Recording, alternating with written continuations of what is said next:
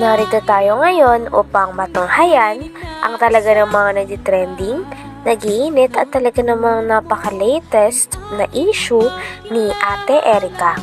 Sa pagpapatuloy nga ng ating istorya ay nung pumunta si Kalingap Val Santos Matubang sa bahay dati nila Ate Erica, ay nakausap niya nga ang tita nito, ang lolo nito at ang lola niya. At dito nga nilabas ng hinaindi ng kanyang tita na talagang simula daw nagkapera sila Ate Erica ay nagbago na daw ang kanyang ugali. Dati kasi nung wala pa silang pera ay damay-damay at sama-sama daw silang magpapamilya. Ngunit ngayon ay bigla na lang daw nilang iniwan ang kanyang pamilya at hindi na kinakamusta. Nagtampo rin naman po kami kaunti sa kanila kasi po nung time po na 50-50 na rin po yan si mama eh.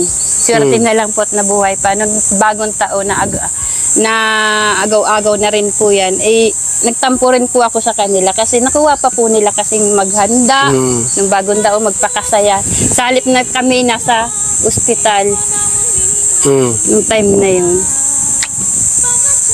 Talagang Hindi naman baga po sa Kuya Val, grabe, nasabon mo ako dun na naiingit. Naiingit sa pera. malay ko. Hindi po kuya, di ako Ay, hindi naiingit. ka Ang ano ko naiinggit? lang po talaga yung kagaya po nung dati nung wala pa silang mga pera. Yung damay-damay kami. Yung tulong-tulong kami pag ang Dati okay sila, no? Na maganda yung relasyon nyo. Eh ngayon po kasi Nung parang nagkapera, iba na. opo, yun po yung isinasama ko lang din po ng loob sa kanila. Dapat di sila nagbago. Kung sakali mang Dagdag pa ng tita ni Ate Erica ay sinabi niya nga na napaka-fake news daw ng mga kumakalat na balita na sinusustentuhan pa daw ni Ate Erica ang kanyang lolo at lola, pati na rin ang kanyang pamilya na naiwan. Sapagkat ang sa katotohanan daw ay talagang hindi na nga daw sila pinapansin at hindi na nga sila kinakausap o kinakamusta man lang ni Ate Erica. Hindi rin totoo na buwan-buwan ay nakakakuha daw sila ng sustento galing kay Ate Erica. Kaya naman gusto rin daw nilang linawin sa mga tao ang bagay na ito sapagkat parang ginagamit na nga lang daw nila Ate Erica at ng kanyang ate na si Sheila May ang kanilang lolo at lola para magkaroon pa ng pera. Bas na mga ilaber na kami daw po ay natatakot na iniwan kami nila Erica dahil nawalan daw po kami ng sustento. Pinapaliwanag ko po sa inyo ilaber, hindi singkundulin, hindi yan si Erica sa aming nagpalamon. Wala kaming natatanggap dyan na sustento, sinasabi ninyo. sa akin lang, halimbawa talagang desididong umalis sa Kalinga, sana isinama kayo sa pag-alis para matulungan kayo. Hindi ko na Sabi nga daw, bonbon binibigyan. Yan nga po yung masakit. Pula pala. Yan po yung gusto nilang palabasin na umano po yung lolo na naman nila. Gagawin na naman po nilang patanginan yung lolo nila para sumikat na naman sila. Para maniwala na naman po ang tao. Nung umpisa po, nagamit yung lolo. Kaya sabi po namin, tama na papa, hayaan na natin sila. Manuloko pala yon yung ginawa Ang nila. gusto ko po talaga, siyempre po nakakahiya lalabas ka ng bahay, parang hindi ka na proud sa sarili mo, iisip mo na po doon sa mga tao nakakakita sa iyo, gayang ka. Ano mensahe mo kay Erica? Ayan, naka-vlog tayo. Sabi naman ng tita ni Ate Erica ay kung may masasabi din daw siya kay Ate Erica ay mabait naman daw ito at talagang tumutulong naman sapagkat talagang kilala naman nila ito simula pagkabata. Ngunit ang problema nga lang ay nadala daw talaga si Ate Erica sa ugali ng kanyang ate na si Sheila May. Kaya naman ngayon ay talagang hindi na rin niya ito makita at hindi na rin sila nito kinakamusta simula nung iniwan nila ang kanyang pamilya at bumukod sila kasama ang kanyang ate. Sabi naman ni Kuya Val Santos Matubang ay may balak daw siya na papuntahin si Erica at si Sheila May at pagharap-harapin kasama ang lolo at lola pati na rin ang tita nito na marami. Umano po yung lolo na naman nila. Gagawin na naman po nilang patanginan yung lolo nila para sumikat na naman sila. Para maniwala na naman po ang tao. Nung umpisa po, nagamit yung lolo. Kaya sabi po namin, tama na papa, hayaan na natin sila. Manluloko pala yon yung ginawa Ang nila. gusto ko po talaga, siyempre po nakakahiya lalabas ka ng bahay, parang hindi ka na proud sa sarili mo, iisip mo na po doon sa mga tao nakakakita sa iyo, gayang ka. Ano mensahe mo kay Erika? Ayan, naka-vlog tayo. Ano mensahe mo kay Erika? Kay Erika naman po, wala naman po akong sama ng loob dyan sa bata na yan. Kasi kung sa mabait naman po, mabait yung bata na yan. Matulungin din naman po yan.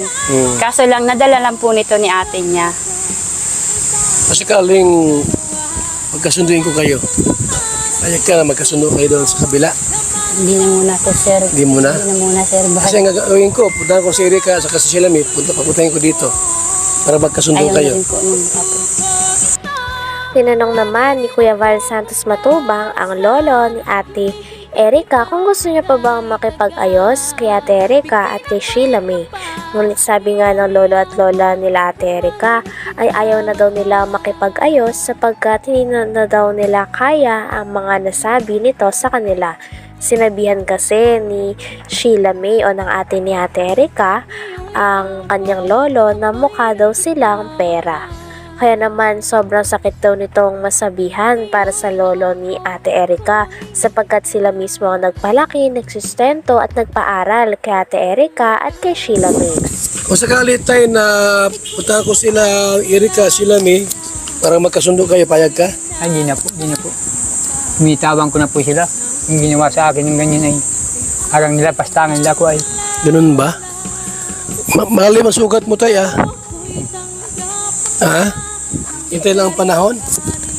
Pag nagbago sila, pero wala na sa akin. Bakit ay parang masamang loob sa papo mo? Ikaw nang magsabihan ng mukhang kwarta, ganyan. Aba, nung kwarta ang bigyan sa akin?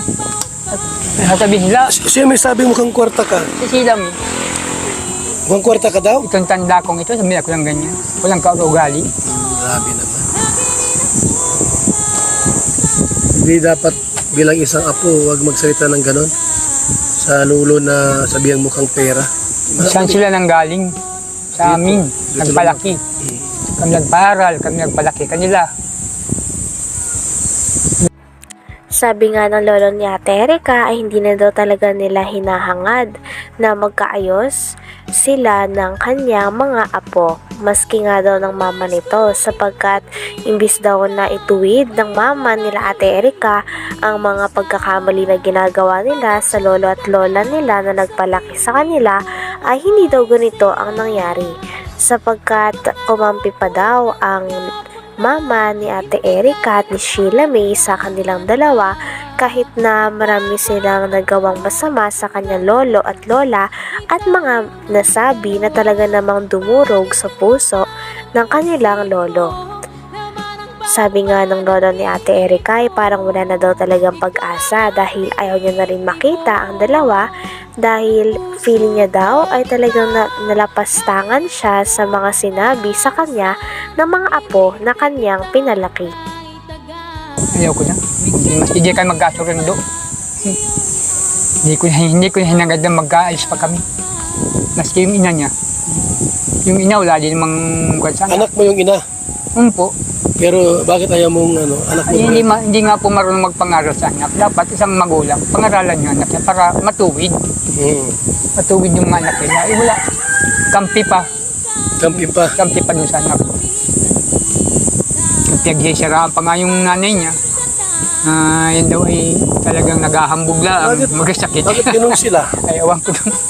Hindi ko alam. Ha? Ilabe. Ay, lovers, gumagawa ng kasinungalingan yung iba. Kaya- Yung Ima Torres po ang laging araw-araw ni Sheila may kausap. Ima Ima Torres. Torres. Ima Torres. Lagi yung kausap nila. Yung namumuno po sa Ilabe. Parehas po sila ng Sheila. Tamang panggawa ng kwento. Puro paninira. Pagkalkal. hanggang dito na lamang muna ang ating napaka-latest at napakainit na issue ni Ate Erica. Maraming salamat sa inyong panonood. Hanggang sa muli. Bye!